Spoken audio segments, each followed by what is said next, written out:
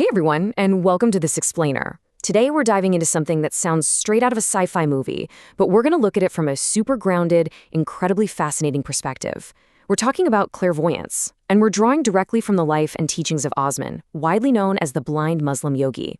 Osman is a master-level bioenergy healer, and get this, he's practiced advanced yoga and meditation for 50 years, even attaining his first samadhi when he was just 19.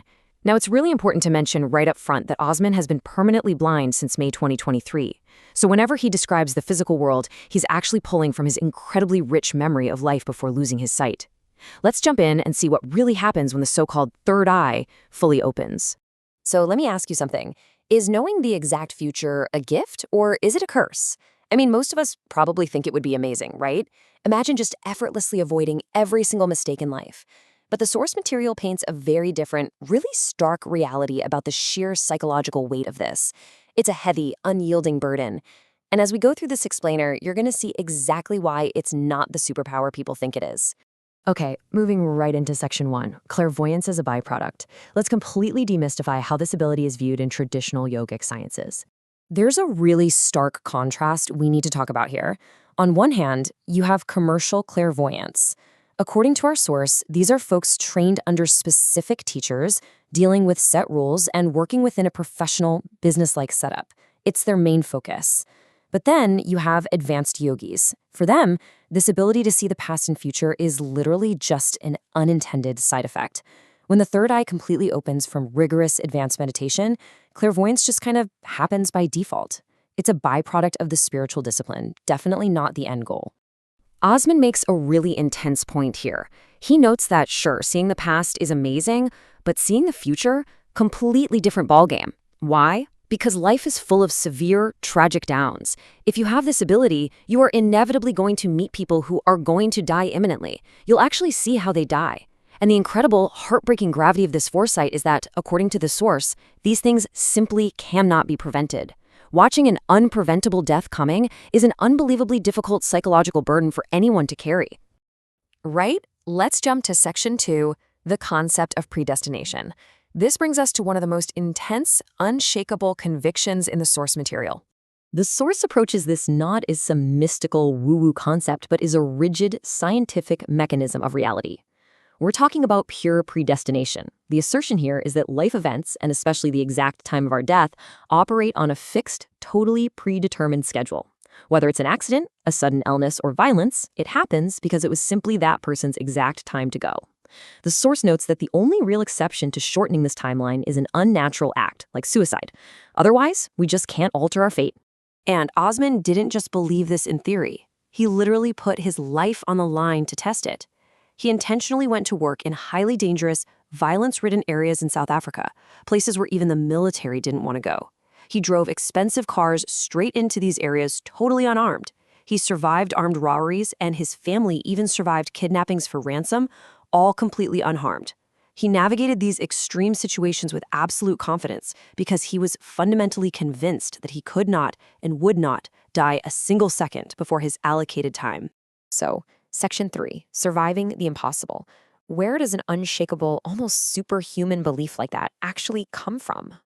Well, to understand that, we have to look at the incredibly rapid timeline of a near-death experience he had when he was just 19. Picture this. He's a passenger in a car flying at about 120 kilometers per hour. Out of nowhere, they hit an unexpected hairpin bend on a mountain road. The driver completely loses control, the car slides off the tarmac, flips over, and is literal seconds away from rolling all the way down the mountain. It's a guaranteed fatality. But miraculously, the vehicle is stopped dead in its tracks by a single, massive boulder that just absorbs the entire impact. But the aftermath is what really cements this whole story. The driver lost the skin on his hand, taking on third-degree damage. The passenger in the middle cracked his ribs against the steering wheel. But Osman? He went headfirst into the dashboard, yet he walked away with absolutely zero injuries. No concussion, perfectly clean x-rays. Surviving something that impossible without a single scratch was the defining moment of his life. It locked in his unwavering belief in fate. If it's not your time, it is simply not your time. Moving on to Section 4, the burden of foresight. Because once you survive the impossible and start developing these advanced abilities, what do you actually do with them? Well, the short answer is you keep your mouth shut. If you speak out about your visions, the social risks are just way too high. You aren't celebrated like a superhero, you're feared. Warning someone about a tragedy can cause massive relationship blow-ups.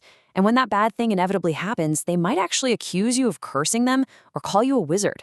Even worse, if you're open about these awakenings, opportunistic business rivals could use it against you, trying to get you institutionalized for schizophrenia just to steal your assets. The real world, as it turns out, does not react well to the supernatural. Which brings us perfectly to Section 5, staying grounded in reality. Because of those intense, very real dangers, the advice here is incredibly practical. The speaker lays out 3 absolutely strict rules for handling mystical awakenings. Step 1, stay completely silent and reserved. Step 2, only seek guidance from internationally accredited professionals. Step 3, always prioritize medical science. Osman is super clear that his energy healing services at yogawellness786.com are strictly complementary to traditional medicine. They never replace it. In fact, he offers a totally free 5-minute yoga and meditation program you can download there right now. While he does offer premium one-on-one energy healing sessions via his Patreon, he uses his free YouTube channel to share all the foundational scientific methods because his core mission is to help society at large. When we look at critical care, the source breaks it down in a fascinating, highly scientific way. Overcoming illness is 80% about the patient's own positive mindset and their internal drive to live. The healing therapies, they only make up the remaining 20%. Osman points out that his high success rate, which can hit up to 90%, isn't magic at all. It's just a normal biological response. Our modern, stressful lifestyles deplete our natural energy, and that causes illness. Yoga and meditation simply replenish that lost energy, naturally boosting your immune system by up to 90%, giving your own body the fighting chance it needs. I absolutely love this quote from Osman. He says, "We're living in a society. You have to learn to adapt and blend in with society and understand what is normal." That really hits the nail on the head, right? True advancement in spiritual practice isn't about running around showing off mystical powers. It's about supreme discipline. It's about utilizing a scientific approach to your life and seamlessly adapting to the normal, everyday world around you. So, to wrap this all up, I want to leave you with one final provocative thought. We've talked about the massive risks and the absolute necessity of blending in. So I have to ask you, if you woke up tomorrow with the profound ability to see the exact future, would you have the supreme restraint and discipline to stay totally silent? Really think about that. If you want to dive deeper into this ancient science, make sure to search for The Blind Muslim Yogi on Spotify and Apple Podcasts, and subscribe to his YouTube channel to support his amazing mission. Thanks so much for hanging out with me for this explainer, and keep seeking knowledge.